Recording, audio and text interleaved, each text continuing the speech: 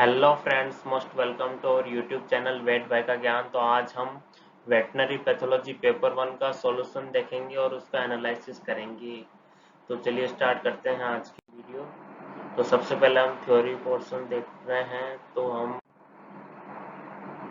Third question देखते हैं, define the following term. तो फर्स्ट टर्म है एटेलेक्टेसिस। तो एटेलेक्टिस क्या होता है? ये एक रेस्पिरेटरी प्रॉब्लम है जिसमें लंग्स कोलैप्स हो जाते हैं, जिससे क्या होता है कि या तो गैस एक्सचेंज रिड्यूस हो जाएगा या अपसेंट हो जाएगा। फिर अगला टर्म है फेगोसाइटोसिस। क्या होता है? तो ये एक इम्यून सिस्टम की मोस्ट इम्पोर्टेंट प्रोसेस है, जिसमें जो हमारी मैक्रोफेज सेल होती है वो किसी भी पैथोजन को एनगल्फ करती है, तो उसी प्रोसेस को फेगोसाइटोसिस कहते हैं। इसमें काफ़ी सारी स्टेजेस होती है। आगे चलते हैं गाउट। तो गाउट एक कंडीशन है जिसके अंदर बॉडी में यूरिक एसिड का लेवल बढ़ जाता है। इसका नॉर्मल लेवल 5 होता है और अगर 7 से ज़्यादा हो गया तो ये डेंजरस कंडीशन हो जाती है।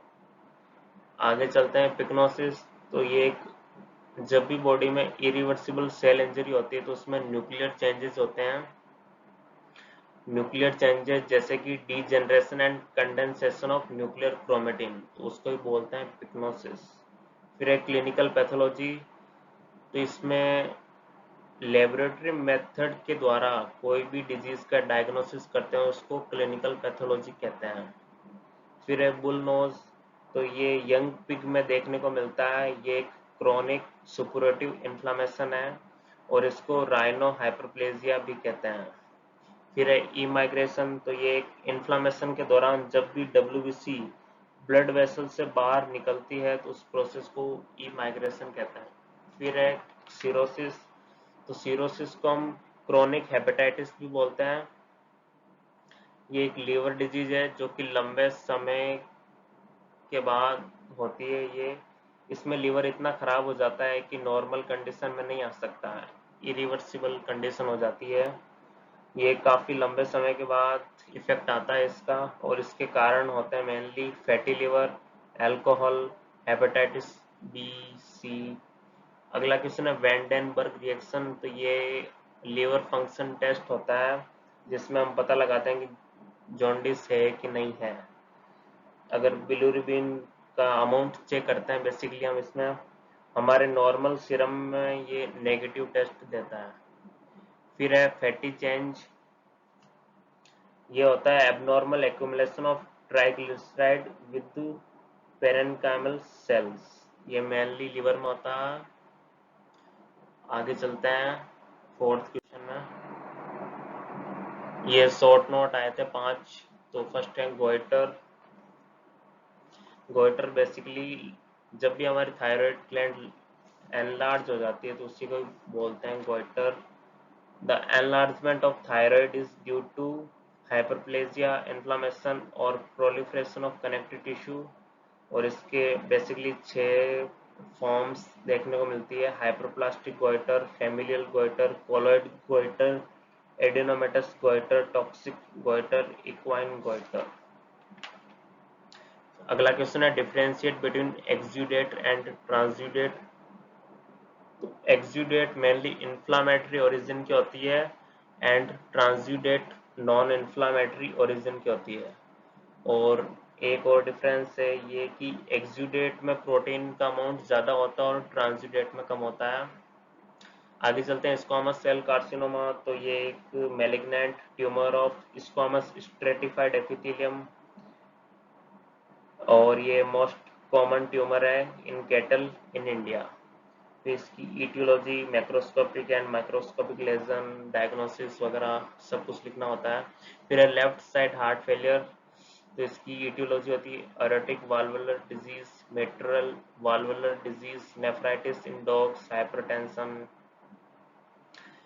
फिर इसकी पैथोजेनेसिस भी लिखनी होती है। देन अगला क्वेश्चन है नटमेग लीवर। तो नटमेग लीवर एक फीचर है, ग्रोस एपीरियंस है किसका? Right side heart failure. मतलब जब भी राइट साइड हार्ट फेलियर होता है तो ये नटमेग लीवर, मतलब जो लीवर होता है उसका जो सेंट्रल पार्ट होता है वो कंजेस्ट हो जाता है और जो पेरिफेरल पार्ट होता है ना वहाँ पेल कलर का दिखता है। तो जब लीवर कट करते हैं तो उसका मतलब शेप नटमेग जैसा दिखता है, इसलिए नटमेग लीवर कहते हैं। फिर लास्ट क्वेश्चन था मेजर क्वेश्चन 15 मार्क्स का था, define necrosis and its cause classification. तो नेक्रोसिस मतलब एक सेल डेथ का एक पाथवे है। जब भी सेल इरिवर्सिबली इंजर्ड हो जाती है, मतलब उसका डेथ होना फिक्स है, तो ये प्रोसेस एक पाथवे है जिसके सेल डेथ होती है। और इसके हम टाइप्स देखें तो 4 टाइप होते हैं मेनली। कोएगुलेटिव नेक्रोसिस ये मोस्ट कॉमन टाइप है। इसके अंदर architectural details of area persist but cellular details are lost. इसकी aetiology, gross appearance, microscopic changes सब लिखना होता है। एग्जांपल इसका है myocardial infarction and renal infarction. दूसरा टाइप इसका है caseous necrosis. It is characterized by the absence of both architectural and cellular details of necrotic tissue and conversion of dead tissue into homogeneous granular mass resembling cheese-like. इसकी हमें aetiology, gross appearance, microscopic changes लिखने होते हैं। Example इसका tuberculosis होता है। फिर बात करें अगला टाइप है लिक्विफेक्टिव नेक्रोसिस। तो it is characterised by disintegration of necrotic material into a liquid mass in which both architectural and cellular details are lost। इसमें दोनों lost होती है। और इसके एग्जाम्पल है इन्फाक्ट, ब्रेन एंड अपसेस। फिर अगला टाइप है fat necrosis. It is the death of adipose tissue with in the living individual. इसके 3 टाइप होते हैं, traumatic, enzymatic and nutritional fat necrosis. और इसका बेस्ट एग्जाम्पल है एक्यूट पेनक्रेटिस। तो ये हमारे मेजर क्वेश्चन था। अब पेपर एनालिसिस की बात करें तो यूनिट फर्स्ट से ज़्यादा आया था आज। यूनिट फर्स्ट आप देख सकते हो, जो मेजर क्वेश्चन है नेक्रोसिस वो भी यूनिट फर्स्ट का पार्ट है, मतलब जनरल पैथोलॉजी का, तो उसका वेटेज ज़्यादा था। और अभी हम एमसीक्यू वगैरह देख लेते हैं। MCQ and true false.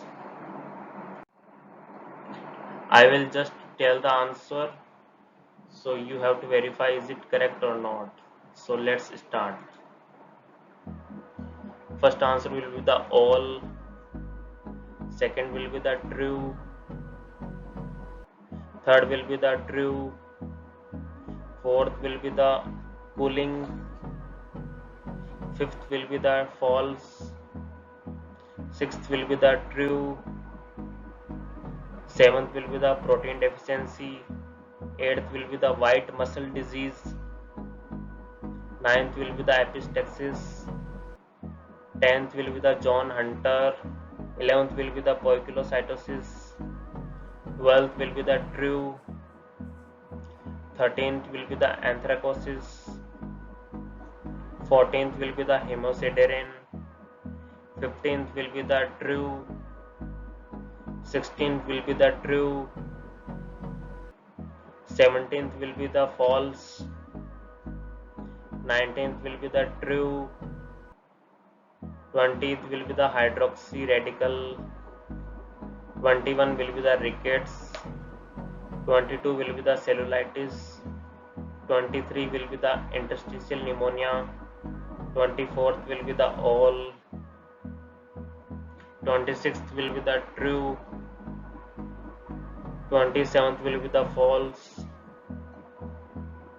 28th will be the true, 29th will be the true, 30 will be the both, 31 will be the true, 32 will be the true, 33 will be the false, 34 will be the true, 35 will be the true, 36 will be the both of the above, 37 will be the true, 38 will be the true, 39 will be the plasma cell,